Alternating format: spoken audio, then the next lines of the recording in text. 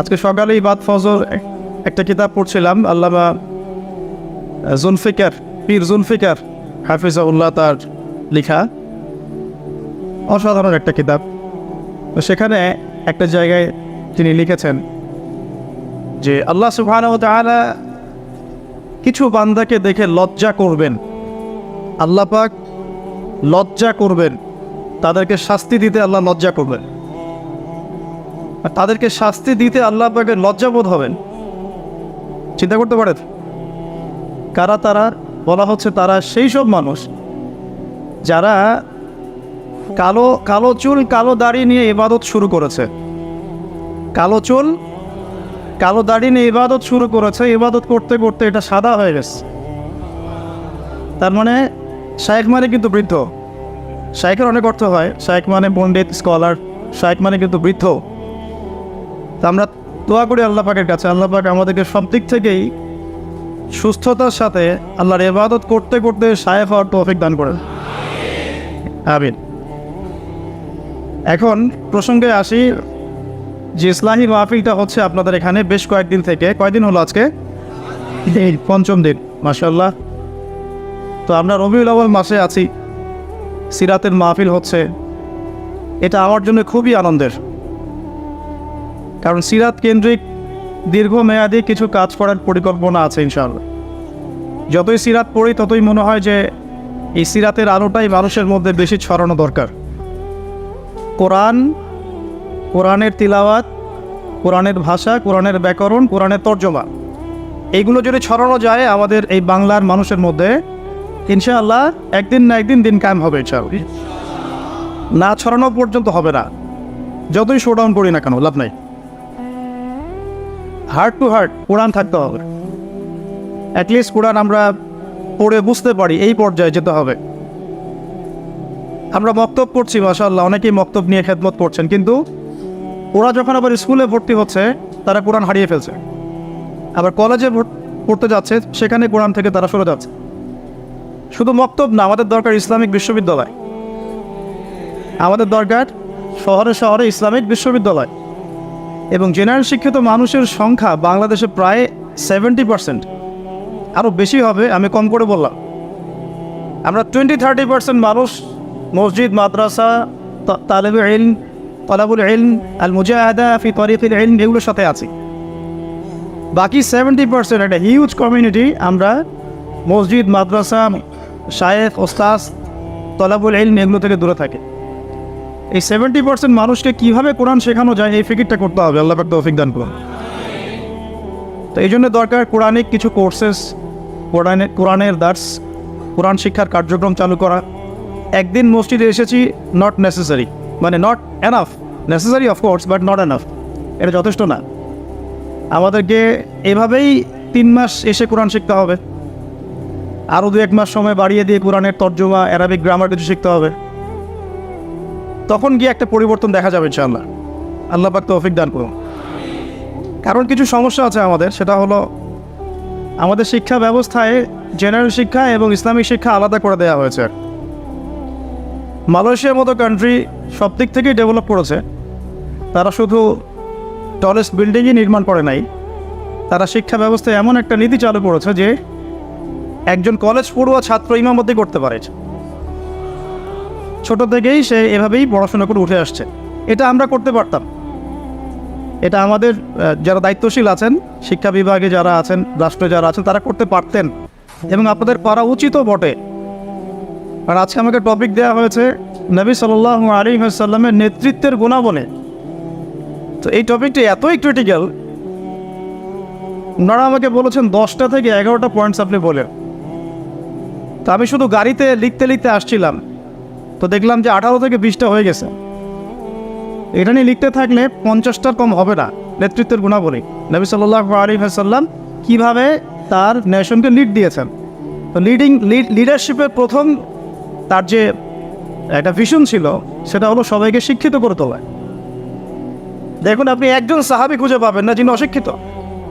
আমি অশিক্ষিত বোঝাচ্ছি কোন সেন্সে, লিখতে জানে, পড়তে জানে, এটাই শিক্ষার মানদণ্ড নয়। এমন একজন সাহাবী আপনি খুঁজে পাবেন না যিনি কোরআন এবং সুন্নাহর জ্ঞান জানেন না, একজন সাহাবীও নাই। এমনকি আবু সুফিয়ান রাদিয়াল্লাহু আনহু, যিনি একদম শেষে গিয়ে ইসলাম কবুল করেছেন, কখন? ওই যে মক্কা বিজয়ের আগে আগে, তিনিও শেষ বয়সে যখন রোমকদের সাথে যুদ্ধ করছিলেন, ইয়ারমুকের যুদ্ধ, সেই যুদ্ধে কিন্তু তার একটা বড় ভূমিকা ছিল। তিনি একটা বড় ভূমিকা রেখেছেন ইয়ারমুকের যুদ্ধে। মানে এক পর্যায়ে মুসলিমরা জিতে যাচ্ছিল, কিন্তু রোমকদের পাল্টা আক্রমণে মুসলিমরা ছত্রভঙ্গ হয়ে পড়ে এবং মুসলিমদের রমণীদের যে খেমা আছে, মানে তাবু, এই পর্যন্ত কুফার সৈন্যরা চলে আসছিল।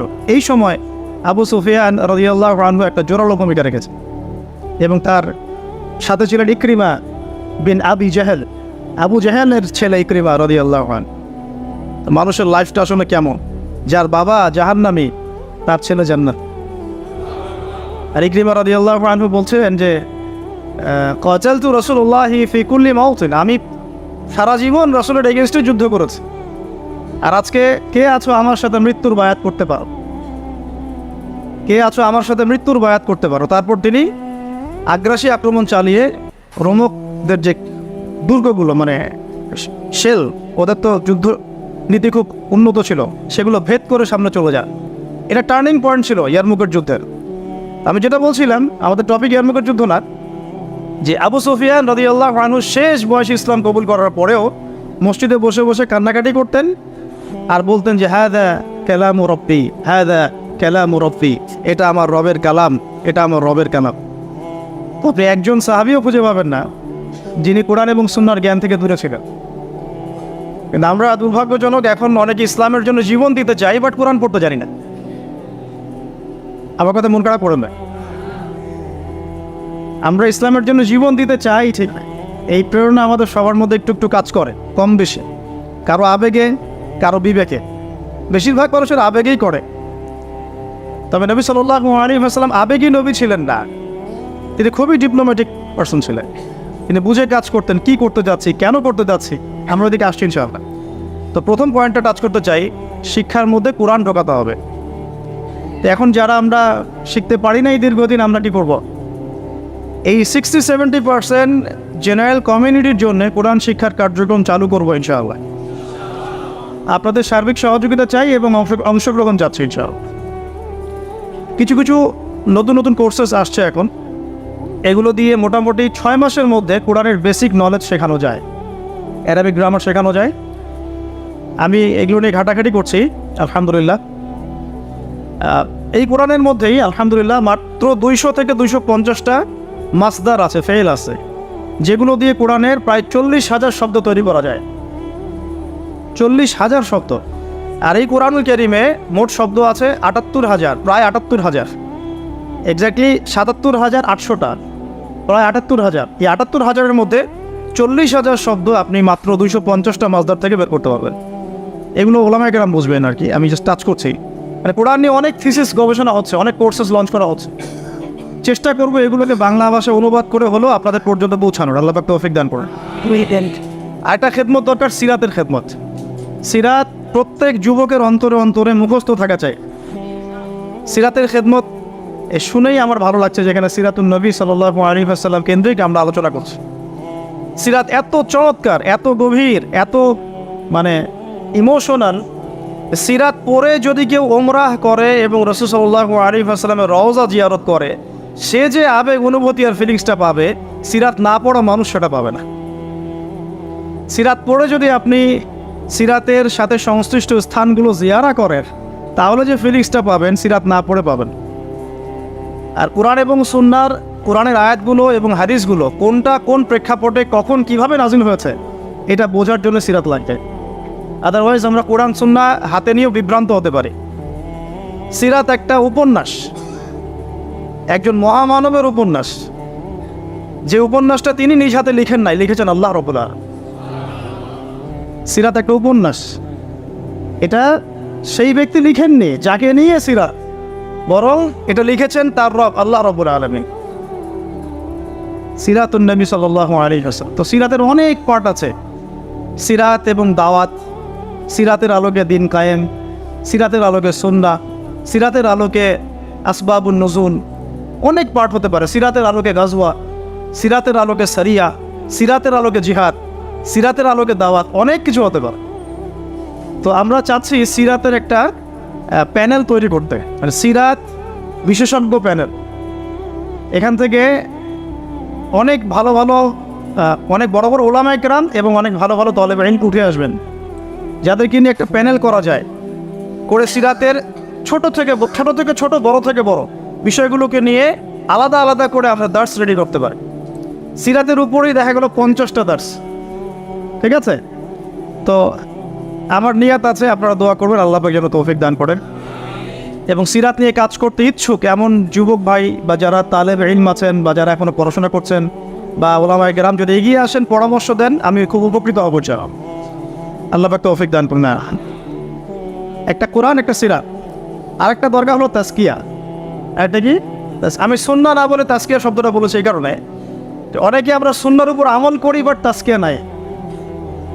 অনেকে সুন্নাহর উপর আমল করি, দাড়ি রেখেছি, টুপি পরছি, পাগড়ি পরছি, আমরা এমন কোনো সুন্নাহ নাই, আমলে বাদ দিচ্ছি এমন কোনো সুন্নাহ নাই। 2 রাকাত তাহিয়াতুল মসজিদ পড়ছি, তাহিয়াতুল ওযু পড়ছি, বাট তাজকিয়া নাই। তাজকিয়া কি? আত্মশুদ্ধি। তাজকিয়া মানে কি? আত্মশুদ্ধি। আর তাজকিয়া যে আমাদের নাই এটা বোঝার জন্য অনলাইন যথেষ্ট। অনলাইনে ফেসবুকে ঢুকলেই বোঝা যায় আমাদের তাজকিয়ার কি অবস্থা। এখানে অনেক সময় একজন আলেম আরেকজন আলেমকে যে ভাষায় গালি দিচ্ছেন, তাতে আপনারা পরকালে আল্লাহর কাছে কি জবাব দিবেন সেটা চিন্তা করতে হবে। তাজকিয়ার সাথে এগুলোর কী সম্পর্ক? বাবা মা ভাই বোন জ্ঞাতি গোষ্ঠী তুলে গালি দিয়ে ধুয়ে দিচ্ছে। তো যদি ওলামায়ে কেরামদের কেউ এই কাজগুলো করে থাকেন, তাহলে সাধারণ জনগণ কি করবে? কাদেরকে দেখে তারা শিখবে ইসলাম? ইস্যু পাগল হয়ে গেছে আমরা। মন চাইলে একটা কমেন্ট করে দিলাম, মন চাইলে একটা গালি দিয়ে দিলাম, মন চাইলে একটা শেয়ার দিয়ে দিলাম। এটার পরিপ্রেক্ষিতে উম্মার মধ্যে যে বিভক্তি বাড়ছে এবং প্র্যাকটিসিং মুসলিমদের সম্পর্কে জেনারেলদের যে একটা বিরূপ ধারণা সৃষ্টি হচ্ছে, আর যারা ইসলামের দিকে আসতে চায় ওরাও আসার আগে আবার চিন্তা করছে 10 বার যে বাবা যাবো কি যাবো না। তো আমাদের দরকার নেই, আমাদের চরিত্র পরিশুদ্ধ করতে হলে তাজকিয়া দরকার। তাজকিয়া মানেটা কি? অনেকে এটাকে সুফিজমের সাথে সম্পৃক্ত করে দেয়। সুফিজম, তাজকিয়া এগুলো ইসলামের কোনো শত্রু হয় এরা। এটা মানুষকে আধ্যাত্মিকত্ব শেখায়, বরং সুন্নাহর উপর আমল করার একটা প্রেরণা তৈরি করে এবং মনটাকে পরিশুদ্ধ করে। ধরেন আমি সারাদিন অনেক সুন্নাহর উপর আমল করছি, কিন্তু আমার এক ভাইকে আমি হিংসা করি। আর হিংসা এখনকার অনলাইনের জগতে ফরজ। হিংসা না করলে কেউ অনলাইনে টিকতে পারবে না, তাকে হিংসা করতেই হবে। যেমন সুদ না খাইলে কেউ অর্থনীতি চালাতে পারে না, সুদ এখন ফরজ হয়ে গেছে। ঠিক এইরকম অবস্থা, আল্লাহ মাফ করো। তো আমি যদি সুন্নাহর উপর আমল করি কিন্তু আপনাকে হিংসা করি, তাহলে লাইলাতুল বারার মতো রাত্রেও আমি ক্ষমা পাচ্ছি না। আল্লাহ পাক বলছেন সবাইকে আল্লাহ মাফ করে দিচ্ছেন এই হিংসুক ব্যতীত। তাহলে তাজকিয়া কি? আত্মশুদ্ধি।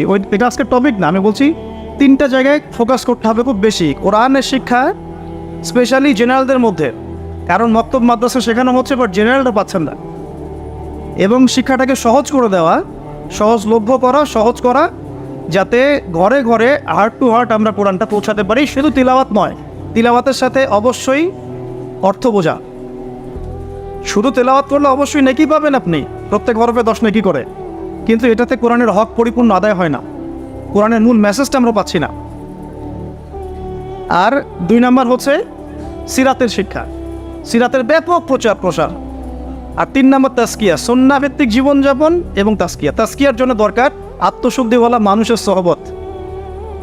আত্মশুদ্ধিওয়ালা মানুষের সহবত, এই মানুষ খুঁজে বের করা একটা চ্যালেঞ্জ। এই মানুষগুলো খুঁজে পেতে হলেও তাকদিরের একটা ভালো ভাগ্য লাগবে। কারণ দিন শেষে বুঝতে পারছি যে কেউ যদি জাহেল থাকে এটাও তাকদিরেই ছিল, কেউ যদি হকপন্থী আলেমের সহবত পেয়ে যায় এটাও তাকদিরেই ছিল। কিছু করার না, এটা তাকদির। কেউ পাবে কেউ পাবে না, কিন্তু চেষ্টা যে করবে আল্লাহ পাক তাকে মিলাই দিতেও তো পারেন।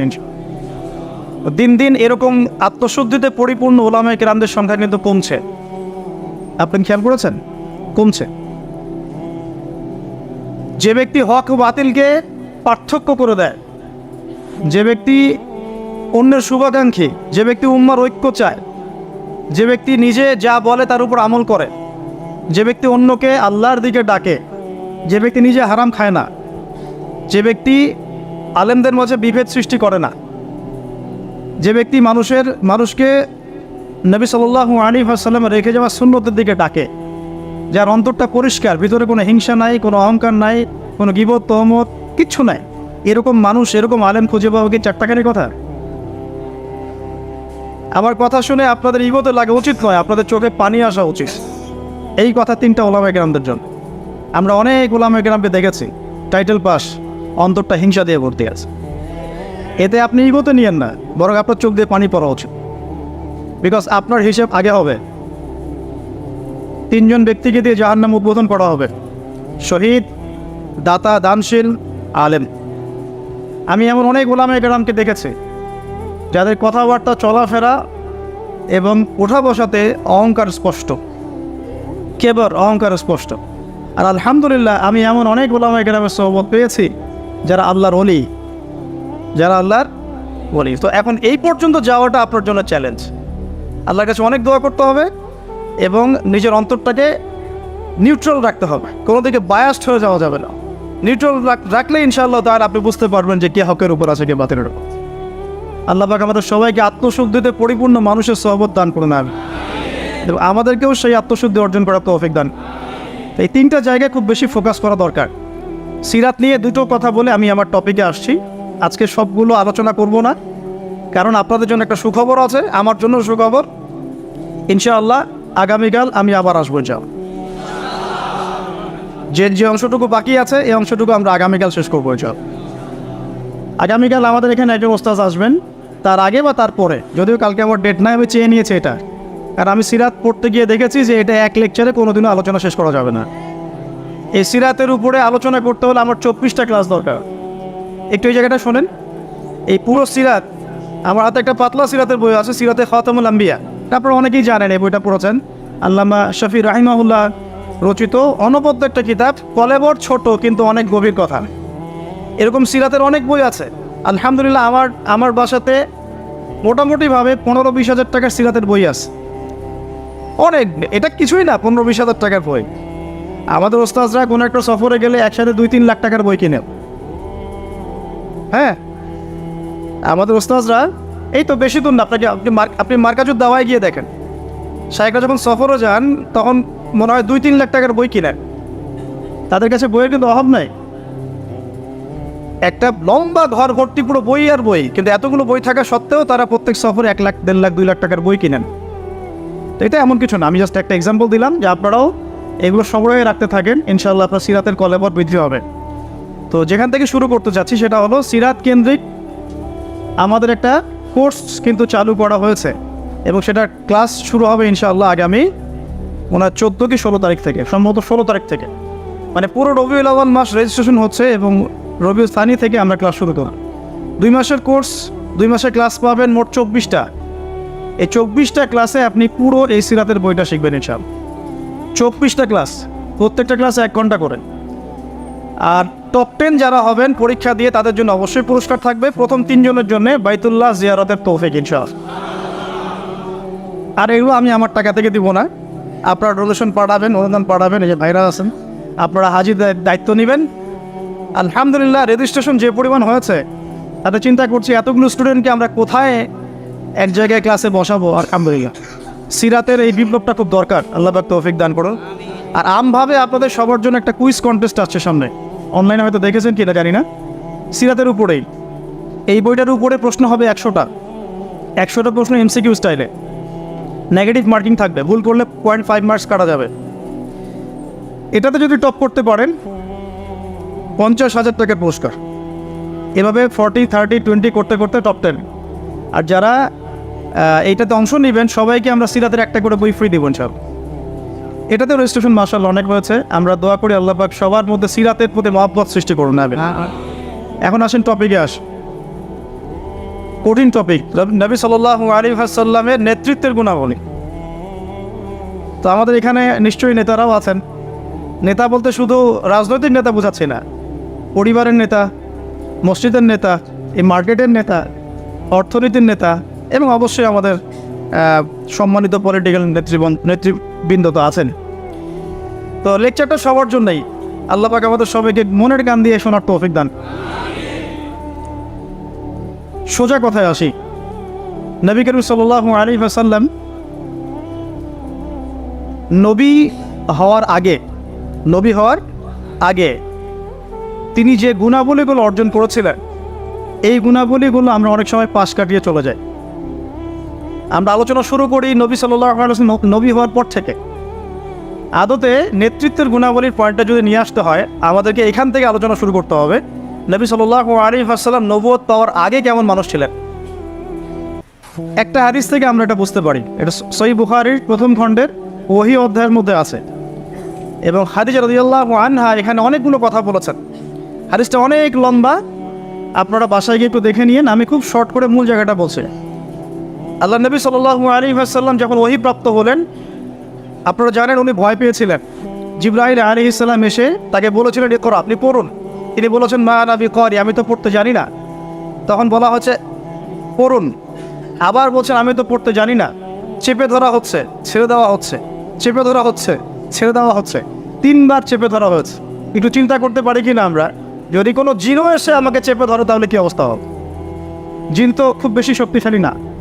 আউযু বিল্লাহি মিনাশ শাইতানির রাজিম পড়লেই চলে যাবে, অথবা আউযু বিকালিমাতিল্লাহি তাম্মাতি মিন শাররি মা খালাক পড়লে চলে যাবে, অথবা বিসমিল্লাহিল্লাযী লা ইয়াদুররু মা ইসমিহি শাইউন ফিল আরদ ওয়ালা ফিস সামা ওয়া হুয়াস সামিউল আলিম পড়লে ইনশাআল্লাহ চলে যাবে। আরও অনেক দোয়া আছে, জানতে হলে স্পেশাল সাক্ষাৎ দরকার ভিজিটের সাথে, ঠিক আছে? এখন ফেরেশতা চেপে ধরলেন, তাহলে তো ব্যাপারটা অনেক কঠিন, অনেক বার্ডেন তার মাথায় তখন ছিল, বুকের মধ্যে ভার।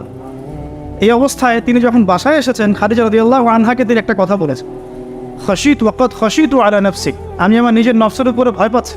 আপনারা পড়ে দেখেন, সহিহ বুখারীতে আছে প্রথম খণ্ডে ওহী অধ্যায়। এই জায়গায় খাদিজা রাদিয়াল্লাহু আনহা 4টা থেকে 5টা বাক্য বলেছেন তার সম্পর্কে। 1, আপনি এতিমের দেখাশোনা করেন। 1, আপনি বিধবাদের খোঁজখবর নেন। আপনি মুসাফিরদের খাবার দেন। হ্যাঁ, আপনি অসহায়ের পাশে দাঁড়ান। আল্লাহ রাব্বুল আলামিন আপনাকে ধ্বংস করবেন না ইনশাআল্লাহ। তিনি কিন্তু নবী এইমাত্র হলেন, আর এই কথাগুলো নবুয়তের আগের চারিত্রিক বৈশিষ্ট্য ব্যাখ্যা করছে, তাই তো? নবী সাল্লাল্লাহু আলাইহি ওয়াসাল্লাম বিয়ে করেছেন কত বছরে? 25। আর খাদিজা রাদিয়াল্লাহু আনহার বয়স তখন 40। নবী সাল্লাল্লাহু আলাইহি ওয়াসাল্লামের বয়স তখন 40, বিয়ে হয়েছে 25-এ। 25 থেকে 40 কত হলো? 15 বছর। এই 15 বছরে খাদিজা রাদিয়াল্লাহু আনহা দেখেছেন নবী সাল্লাল্লাহু আলাইহি ওয়াসাল্লাম মিসকিনদের পাশে থাকেন, তিনি এতিমের দেখাশোনা করেন, তিনি বিধবাদের খোঁজখবর নেন, মুসাফিরদের অন্নদান করেন, মিসকিনদের পাশে থাকেন। মানে তিনি কারো প্রতি জুলুম করেন না, তিনি খুবই মানবিক একজন মানুষ, এবং তার চারিত্রিক বৈশিষ্ট্য অনন্য সুন্দর। ইনশাআল্লাহ আল্লাহ আপনার কোনো ক্ষতি করবেন না। এটা তার স্ত্রী তাকে বুস্ট আপ করলেন পিছন থেকে। এখন নবুয়তের আগের এই গুণাবলীগুলো কি আমরা অর্জন করতে পেরেছি?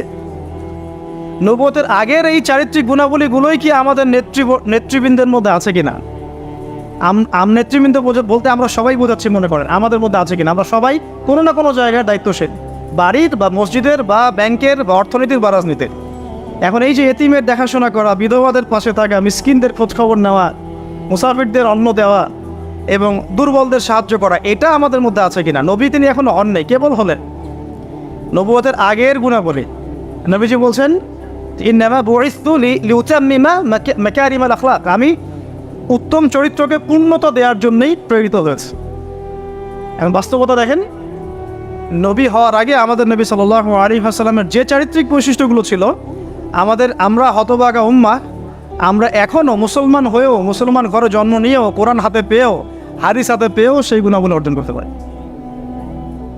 অগণিত মুসলমান জিনা করে, মুসলমান সুদ খায়, অগণিত মুসলমান ঘুষ খায়, অগণিত নেতৃবৃন্দ দুর্নীতি করেন।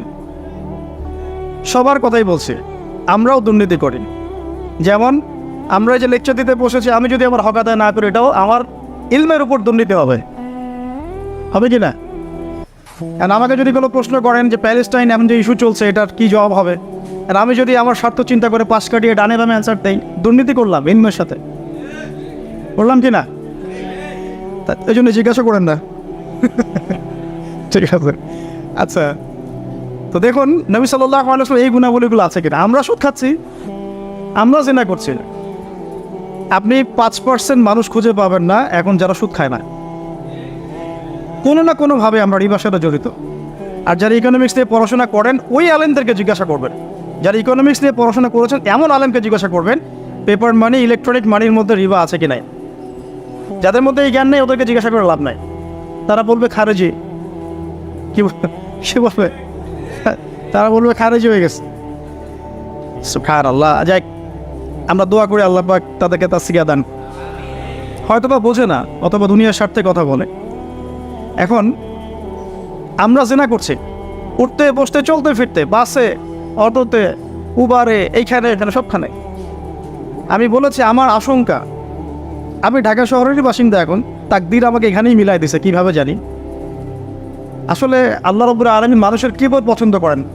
আমি একসময় অহংকার করে 2 দিন বলেছিলাম, মনে হয় আমার মনে আছে, যে আমাকে ফ্রি একটা ফ্ল্যাট দিলেও ঢাকাতে আমি থাকবো না কখন। এটা আমি বলেছিলাম আজকে থেকে 5 বছর আগে, 6 বছর আগে। আল্লাহ রাব্বুল আলামিন হয়তো এই কথাটা পছন্দ করেন, কারণ আল্লাহ পাক কিবোধ অহংকার এরকম শক্ত কথা পছন্দ করেন না, মেবি, আল্লাহ ভালো জানেন। তো আল্লাহ পাক এইখানেই আমাকে শ্বশুর বাড়ি দিয়ে দিস, থাকবে না মানে থাকতেই হবে। আর আলহামদুলিল্লাহ এখানে এসে দেখলাম যে মাশাআল্লাহ বাংলাদেশের অনেক বরেণ্য উলামায়ে কেরাম এই শহরকে কেন্দ্র করে কাজ করে। তাদের সোহবত যদি না থাকতো আমি এই শহরে থাকতাম না, তাদের সোহবত যদি না থাকতো এই শহরে হয়তো আমি থাকতাম না। তবে তারা এই শহরের যান্ত্রিক জীবন থেকে দূরে থাকেন, কারণ যান্ত্রিক জীবনে আপনি আল্লাহর নূর মারেফত বুঝতে পারবেন না। তারা যদি এইরকম বিজি লাইফ লিড করতেন তাহলে আমরা এরকম কিতাবগুলো পেতাম না। এখন খেয়াল করে দেখবেন এখানে জন্ম নিয়ে কতজন আলেম হয়েছে, এই শহরে জন্ম নিয়ে বাই বর্ন ঢাকায় জন্ম নিয়ে কতজন আলেম হয়েছে, যারা উলামায়ে কেরাম তারা বাহির থেকে এসে এই শহরকে আলোকিত করছেন। বুঝতে পারছেন কি বিষয়টা? এখন দেখুন আমরা সব জায়গায় জেনা করছি। আমার আশঙ্কা ঢাকা শহরে যদি কোনো বড় ভূমিকম্প হয় বা ছোটও হয়, জেনার পাপের কারণে হবে। আল্লাহ পাক আমাদেরকে হেফাজত করে নেন। আর আমি আজকে আরও বেশি কনসিয়াস এবং ভয় পাচ্ছি এই কথাটা বলতে, যে যদি আল্লাহর কোনো গজব চলে আসে তখন ভালো মন্দ কোনো মানুষ ছাড় পাবে না, আমরাও ছাড় পাবো না। ভালো মানুষ মনে হয় ছাড় পাবে এমন না। কারণ আজকে সকালে আমি একটা কিতাব পড়ছিলাম, আল্লামা হুসাইন আহমদ মাদানী রাহিমাহুল্লাহ, আপনার নাম শুনেছেন নিশ্চয়ই, ওলামায়ে দেওবন্দের একজন নক্ষত্র। তার একটা কিতাব আছে শেষ খলিফার পদধ্বনি, পড়েছেন? শেষ খলিফার পদধ্বনি ইমাম মাহাদিকে নিয়ে লিখেছেন উনি, মাশাআল্লাহ। এই কিতাবটার পাণ্ডুলিপি পাওয়া গেছে প্রায় 75 বছর পরে, হারিয়ে গিয়েছিল এটা। আর তাকে ওই ইতালির পাশে মাল্টা একটা জায়গা আছে, ওখানে ব্রিটিশরা নির্যাতন করেছিল নিয়ে গিয়ে, ওইখান থেকে হারিয়ে গেছে বইটা। যাই হোক, তো ওইখানে তিনি একটা হাদিস এনেছেন যে যখন ইমাম মাহাদির হাতে বায়াত নেওয়া হবে, জায়গাটা হচ্ছে হাজারে আসওয়াদ, দেখেছেন হাজারে আসওয়াদ, তারপর করে এই কর্নার হাজারে আসওয়াদ, রুকনে ইয়ামানি না, কিন্তু অনেকে রুকনে ইয়ামানিকে হাজারে আসওয়াদ মনে করে। হাজারে আসওয়াদ এবং এই যেখানে আছে মাকাম ইব্রাহিম, এর মাঝখানে বায়াত নেওয়া হবে। আর বায়াত নেবেন কতজন জানেন? 313 জন। 313 জন। বদরি সাহাবী 313, তালুতের বাহিনী 313, এখানেও 313। তো বায়াত যখন নেওয়া হবে শাম থেকে, তখন একটা দল আসবে তাদের বিরুদ্ধে যুদ্ধ করতে। নবী সাল্লাল্লাহু আলাইহি ওয়াসাল্লাম বলেছেন শামের ওই বাহিনীকে মক্কা মদিনার মাঝখানে বাইদা নামে একটা জায়গা আছে, এখানে ধসিয়ে দেওয়া হবে। আয়েশা রাদিয়াল্লাহু আনহা বলছেন তখন তো অনেক সাধারণ মানুষও থাকবে। নবীজি বললেন সবাইকে ধসিয়ে দেওয়া হবে। এখান থেকে একটা দলিল আনা হয়েছে, ওখানে আল্লাহর গজব চলে আসলে ভালো মন্দ সবার উপরেই আসবে। এরপর কিয়ামতের দিন নিয়ত অনুযায়ী মানুষকে ওঠানো হবে। আল্লাহ পাক আমাদেরকে আল্লাহ পাকের গজব থেকে হেফাজত করুন, আমাদেরকে ইসলাম এবং সংশোধন দান করুন, আমাদের নেখায়াত আল্লাহ বরকত দান করুন। আল্লাহ পাকের গজব আসে এমন কাজে লিপ্ত হওয়া থেকে আল্লাহ পাক হেফাজত। নবুয়তের আগের ক্যারেক্টার আমরা অর্জন করতে পারিনি, এই পয়েন্টটা ছিলাম। জেনা প্রচুর হচ্ছে, স্পেশালি ইয়াং জেনারেশনের দিক। আল্লাহ পাক আমাদেরকে জেনা থেকে বাঁচিয়ে রাখ। আর মেয়েদের কথা তো বলার অপেক্ষা নাই, কি অবস্থা, কি অবস্থা আমাদের শহরের মেয়েদের, কি অবস্থা আমাদের মা বোন স্ত্রীদের, কি অবস্থা। আমরা আল্লাহর কাছে কি জবাব দিব? আমরা কেউই চোখের পাপ থেকে মুক্ত নই। আর যারা অনলাইনে বিচরণ করি তারা তো মোটেই না। আমরা আল্লাহর কাছে আসলে কি জবাব দেব? ও মার্কেটেই আছি তো বসে, আমরা তো মার্কেটেই বসে আছি। সুবহানাল্লাহ। মার্কেট মানে এখন মহিলা, মার্কেট এখন ছেলের চেয়ে মহিলা বেশি। মানে আমরা কামাই রোজগার করে বাসায় গিয়ে টাকা ধরিয়ে দিয়ে যাও। আল্লাহ পাক আমাকে ইসলাহ দান করুন, আপনাদের সবাইকে ইসলাহ দান।